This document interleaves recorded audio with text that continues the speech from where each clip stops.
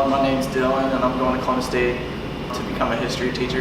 A whole bunch of political science classes, like history, minority history, like women history, geography, and psychology, sociology, and then teaching classes on top of that.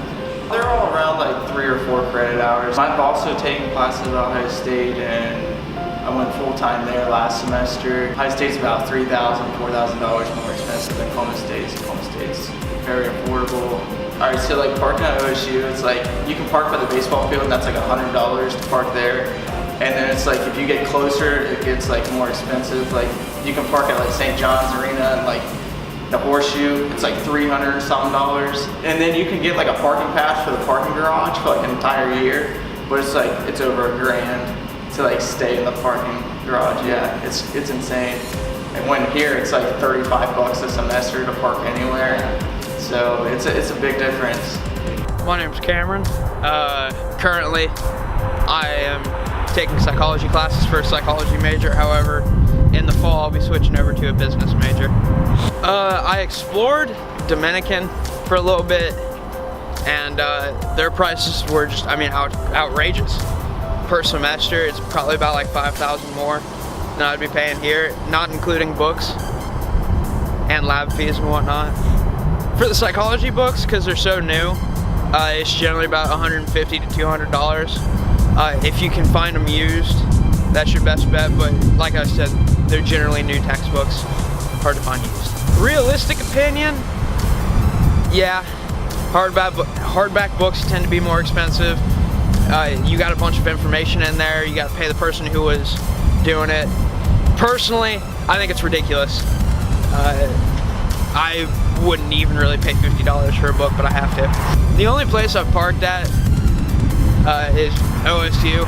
In comparison here, I did park at Dominican, but Dominican's more of a private school. Ohio State, I hate it.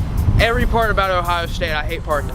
And no matter where you go, you can be as far as you want away from campus, you're gonna get a ticket. Here, parking's not honestly all that bad.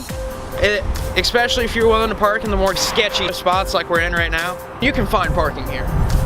There's no way you're not gonna find some place to park, either parking meter, parking lot. Hell, you can even just go down to downtown Columbus and walk over here. My name's Antonio and I come here to take computer science classes. I take 10 here, but I'm a transient student, so I also take a few classes at OSU, and I take about 7-8 hours there. A lot of math classes, and I'm not the best at math, but it's a lot.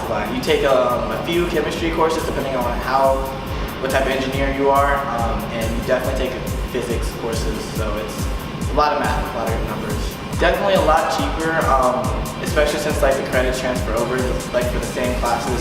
You can take here for cheaper and you still get about the same experience, so it's why not come here and then go to OSU as well. Yeah. OSU, if you go anywhere on the open, it's a $60 fee on top of how long you were there, so it could be multiplied. It's what, $5 every hour after that or something, so it stacks up. Even when you park in parking garage, it's still, if you park there all day, that's still about $60. The parking pass itself is about $100. You have to renew it each semester. My friend said it was at least $60, I think it's $100 now for each semester just to have your car there. And even if you have the pass, you still have if you go in the parking garage, you would still have to pay that.